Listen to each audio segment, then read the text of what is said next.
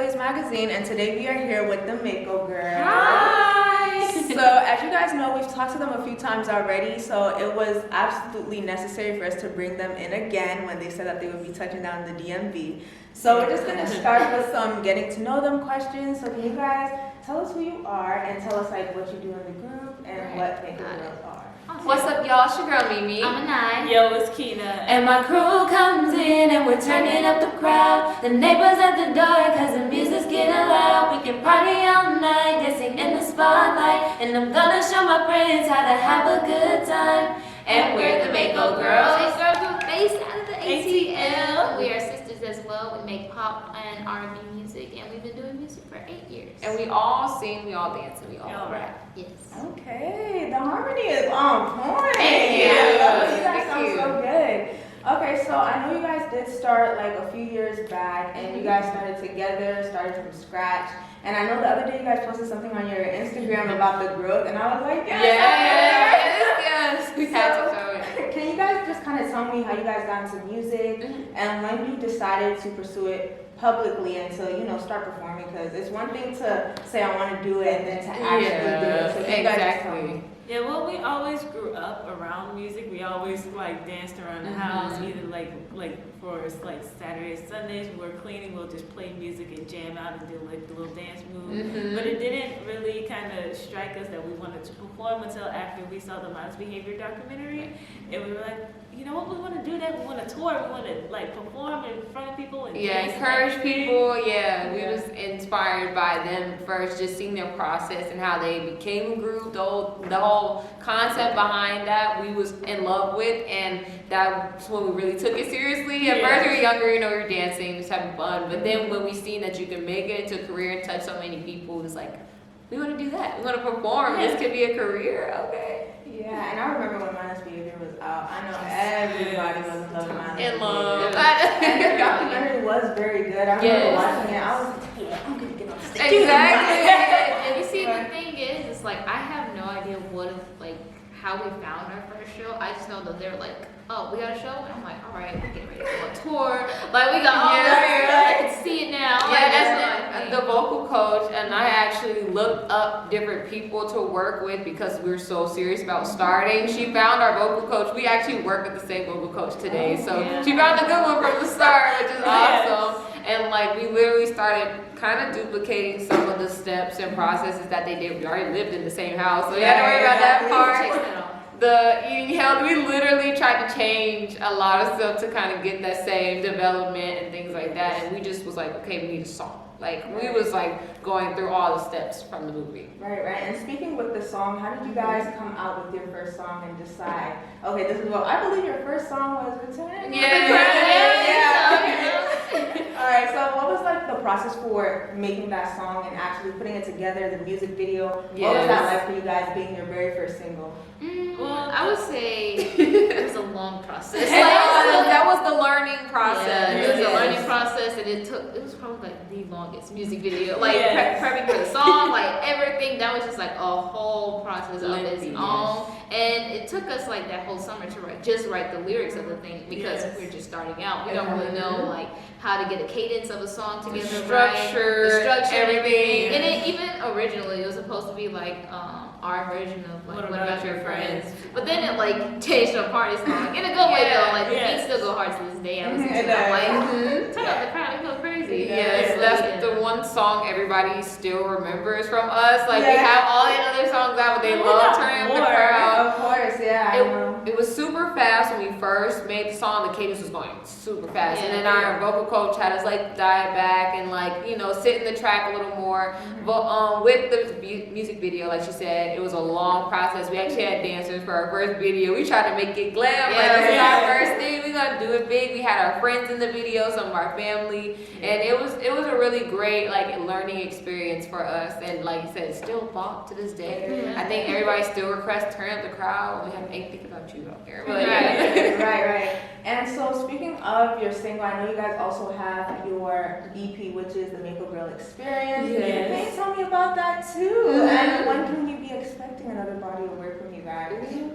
So I know for sure y'all can be expecting another body of work very soon in the summer actually of this year. So get ready for that. But with the MAKO Girl experience, I think we collaborated with a writer on this one. Yes. And really it was just like anything that we have been through or stuff like that, but like we would put that as a topic for like a song. Or really this process, it was, I feel like it was it was a lot of us pretty much trying to make a statement or something, like letting people know who we were. Like we started off the project with ATL thing because we wanted people to know where we were from. Game Time was just a really upbeat track and it was really good performance wise. So that was a song and we was like, when we found out we all can actually rap, we was like, this song gotta go on there, turn up the crowd.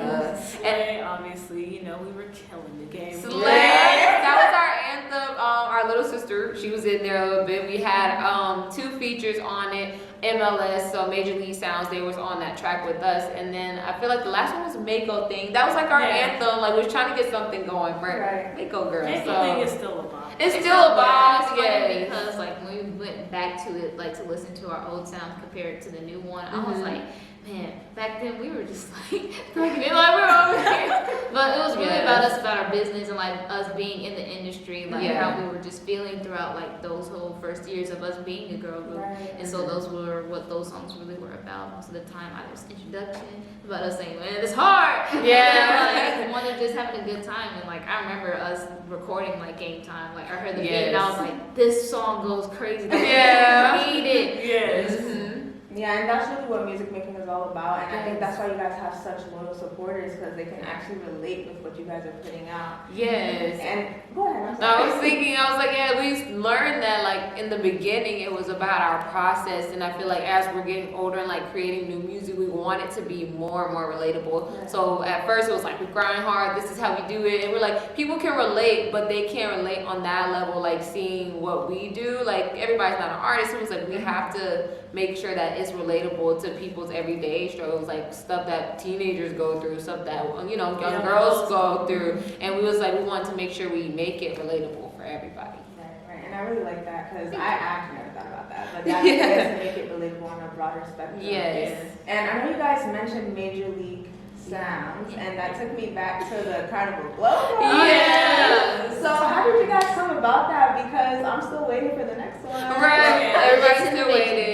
Right. We're working on the new one, but it's definitely soon to come. It's gonna be bigger than we've done before, especially because it's been some years. So we gotta come out with a bang. And the Glow Party was originally like our introduction to the music industry, to let them know like, hey y'all, we here. We're girls. We're MAKO Girls. And then after that, like the first one, we loved it, and the people loved it so much. We're like, you know what? Let's bring it back, but this time add artists, because you know back then, like for us, there wasn't a lot of places where we could perform for like young teenagers or like young kids and stuff. So we wanted people to spread their music and stuff out there, as well as like giving them a platform for them, and then also like having a good time with everybody. Yeah, we want to make it something inclusive where everybody can come have fun, and we wanted it to be big. So red carpet photos and interviews, we had radio broadcasting live, and then the carnival portion was our background and our culture, so that we're Trinidadian and American. So it was we wanted to add that in there and let people experience the culture side of it for us. So that's why we would have our last set be dedicated to that, and like the song playing at the end, music playing at the end will be all like Caribbean music, soca, reggae, like all that stuff to get people to come into our world a little bit. And it was just something fun we wanted to put on. Everybody come out, have a good time,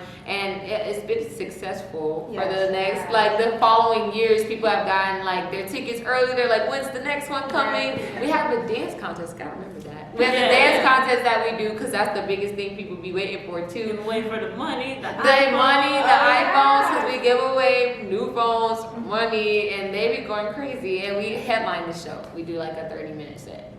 I remember watching on Instagram, scrolling through. Yes. The glow parties were very, very like prominent. I remember seeing people like going around. That's what I said. When the next This one, gotta go back, right? Yes, please. 223. Right, we're waiting. We're excited because we want to document this process of putting it together, because we realized people haven't told their experience, so we want to get everybody's experience who's been a part of it for the 5 years we started it, and then new people coming in who's heard about it. Like we want to make it big so people can be like, I gotta be there for the next one. And I see you guys are all dressed up in your costumes. Yes. So can you please tell me what you guys are dressed up as, and let the people know in case they don't know. Yeah, so from 𝙏𝙐𝙍𝙍, I am MAKO. She's like one of the best gamblers in the show. I am dressed up as Nezuko from Demon Slayer. And I am Raiden Shogun from the game Genshin Impact. We just left HBCU, so like, that's why we have this Nice. Alright, and how did you guys get into cosplay? Like, I watch some people and they're so good. So good. Yeah, I want to try it, and it's not leaving in the dry. I've been thinking, I'm like, okay, what do I even do? But they're like, it's literally any character. It doesn't have to be anime. And that's where I used to be like, I'm not going to do cosplay. But now that I know it could be any character, I'm like, okay, well, I'll do it for fun every once in a while. It could be from like either a movie that you've seen or like a game or a cartoon. Because I was kind of introduced to it when I was around like, I would say 9th, 10th grade or so. Because I would see a lot of people like cosplay as characters that I loved. And then after a while, since like the first time I went to MomoCon and I seen everybody in cosplay, I was like, I want to try that. And it's not like, subjected to like the actual costumes that people wear. You can also do like casual cosplay where you can wear kind of like the color scheme of the character that you want to portray and just be like, hey, I'm this character. They're like, oh yeah, I see it. Cause I can see it now. Yeah, I can piece it together. How like I got into cosplay, I seen Kina going to like this convention in Atlanta, MomoCon. And so like one year I went with her and I was like, let me just see what this is all about. Cause I'm like, I went too. At first I was judging her for it. Right, I what are go you full swing into it, the irony. But I had went with her and I was like, oh wow, I was like, it's not just anime, which is something that we're into, like anime and gaming and stuff like that. And so I saw like a vast of characters and I was like, oh my god, they look cool. I want to be that person that walk in with like the huge props and stuff like that, and like have people taking pictures of me like the whole day. That was like my goal. And so like It the happened. next year, I It believe. happened. Yeah, it happened. Because I was a photographer, Yeah. but everybody wanted to take a picture with them that year. I was just coming to see too. The next year I went as like this character from Tokyo Ghoul, like they had this whole like tentacle backpack thing going on. So like I had built that the day before and like I went there and it was so much fun. So that's how I got into cosplay. That sounds fun. They be pulling me into them. Yeah. So that's how I got into this.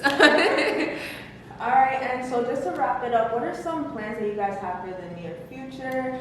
Speaking of cosplay, I know that you guys have been into the acting industry. Do you plan on going back? I know we already talked about the Carnival Glow Party, but just give us like what you guys expect. You don't have to spill everything. Oh, Yeah, we got you. I'm trying to select what I'm going to spill today. But I know for sure for our latest single, Ain't Thinking About You, we're actually releasing the music video in 2 weeks for it. We're And, so like, excited. The theme behind it is like HBCUs, giving homage to that stuff, and like the movies like Sister Act and Stomp the Yard. So like all that's going to be included in the video, and it looks amazing. So you guys get ready to watch it. It's going to be dope.